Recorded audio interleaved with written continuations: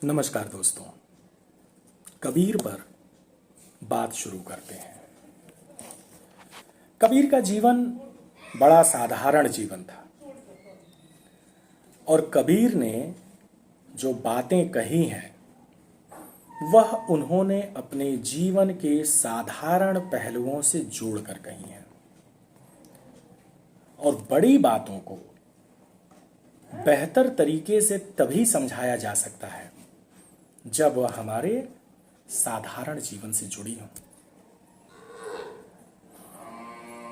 कबीर का जीवन बड़ा साधारण था। सोना, उठना, बैठना, खाना, पीना, कपड़े बुनना, बेचना, यही उनका जीवन था। लेकिन उन्होंने बताया कि अपने जीवन के हर साधारण काम को हमें जतन से करना चाहिए। जतन से करने का मतलब होश पूर्वक। आमतौर पर साधारण कामों में हम बेहोश होते हैं। उन कामों को करते तो हैं लेकिन हमें कोई ख्याल नहीं होता, हमें कोई होश नहीं होता उसका। लेकिन जब उन साधारण से साधारण कामों को हम पूरे होश के साथ करते हैं, पूरे जतन से, पूरे मनोयोग से करते हैं, तब हमें पता चलता है कि हर साधारण काम के पीछे कुछ असाधारण चीजें भी हैं। कुछ ऐसा है जो असाधारण है। कबीर कहते हैं कि मेरा ईश्वर मेरे इन साधारण कामों में छिपा हुआ है, क्योंकि मैं अपने इस साधारण काम को पूरे जतन के साथ करता हूं।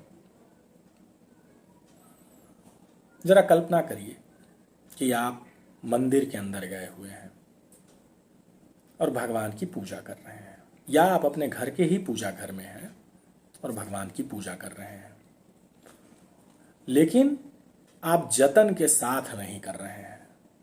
आप भगवान की पूजा होश पूर्वक नहीं कर रहे हैं।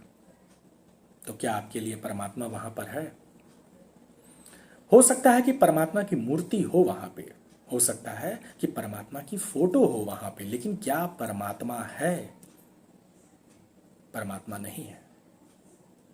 परमात्मा, भगवान, ईश्वर, ये तभी वहां पर होगा जब आप होश पूर्वक उस काम को करेंगे।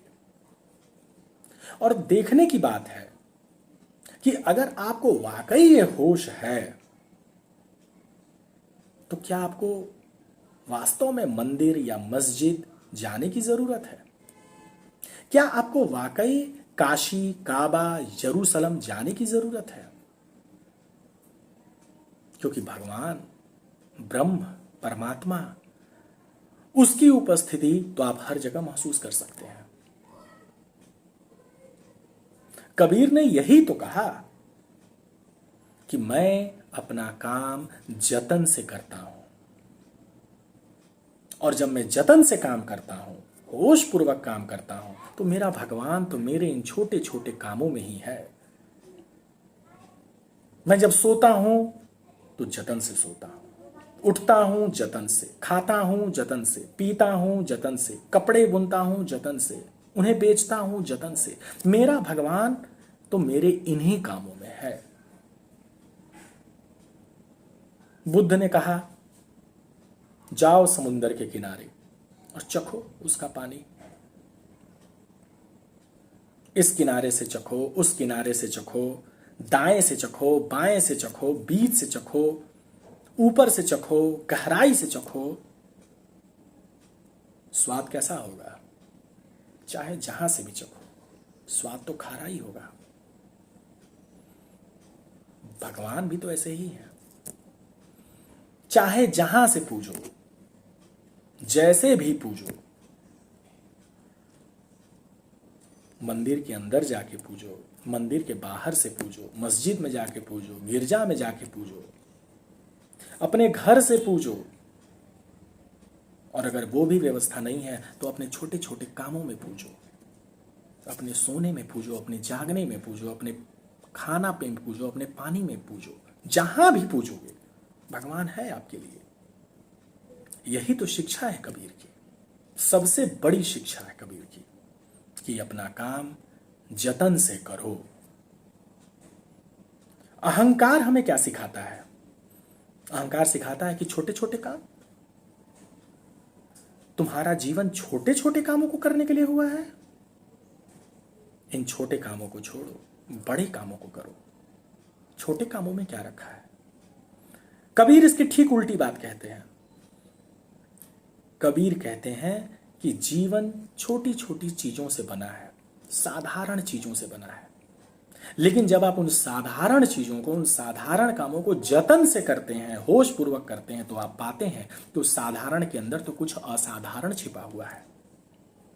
लेकिन ये आप तभी पाएंगे जब आप साधारण कामों को जतन से करेंगे, होश पूर्वक करेंगे। और कौन सी चीज है जो हमें रोकती है ऐसा करने से? वह है हमारी इंद्रियां। हमारी इंद्रियां ही हमें ऐसे कामों को करने से रोकती हैं, होश पूर्वक कामों को करने से रोकती हैं। जैसे कोई कमरा हो और कमरे के अंदर एक खिड़की हो, खिड़की के पल्ले खोल दिए जाएं और बाहर से आसमान दिखाई दे, और आप कमरे के अंदर बैठे हों और खिड़की से बाहर उस आसमान को देख रहे हो। कितना आसमान आपको दिखाई देगा? छोटा सा। लेकिन उतने छोटे से आसमान को देखने भर से आसमान छोटा तो नहीं हो गया। ये तो आपकी ज्ञान इंद्री है, ये तो आपकी इंद्री है जो आपको खिड़की से सिर्फ उतने ही आसमान का दर्शन करा रही है। लेकिन अगर आप अपना सर उस खिड़की से बाहर निकाल के देखेंगे तब आप पाएंगे कि कितना बड़ा आसमान है।